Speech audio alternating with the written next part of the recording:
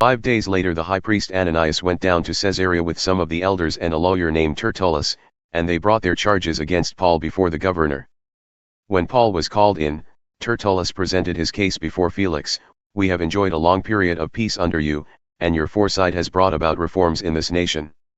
Everywhere and in every way, most excellent Felix, we acknowledge this with profound gratitude. But in order not to weary you further, I would request that you be kind enough to hear us briefly.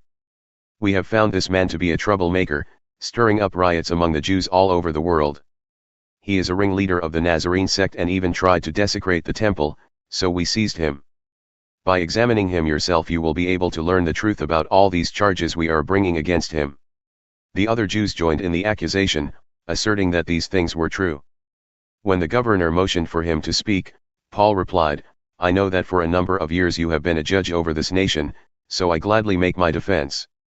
You can easily verify that no more than 12 days ago I went up to Jerusalem to worship.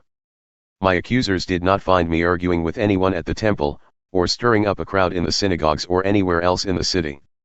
And they cannot prove to you the charges they are now making against me. However, I admit that I worship the God of our ancestors as a follower of the way, which they call a sect. I believe everything that is in accordance with the law and that is written in the prophets, and I have the same hope in God as these men themselves have, that there will be a resurrection of both the righteous and the wicked. So I strive always to keep my conscience clear before God and man. After an absence of several years, I came to Jerusalem to bring my people gifts for the poor and to present offerings. I was ceremonially clean when they found me in the temple courts doing this. There was no crowd with me, nor was I involved in any disturbance.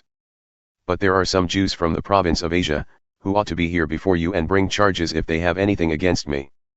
Or these who are here should state what crime they found in me when I stood before the Sanhedrin, unless it was this one thing I shouted as I stood in their presence, it is concerning the resurrection of the dead that I am on trial before you today." Then Felix, who was well acquainted with the way, adjourned the proceedings. When Lysias the commander comes, he said, "I will decide your case." He ordered the centurion to keep Paul under guard but to give him some freedom and permit his friends to take care of his needs. Several days later Felix came with his wife Drusilla, who was Jewish. He sent for Paul and listened to him as he spoke about faith in Christ Jesus. As Paul talked about righteousness, self-control and the judgment to come, Felix was afraid and said, "That's enough for now. You may leave. When I find it convenient, I will send for you." At the same time he was hoping that Paul would offer him a bribe, so he sent for him frequently and talked with him. When 2 years had passed, Felix was succeeded by Porcius Festus, but because Felix wanted to grant a favor to the Jews, he left Paul in prison.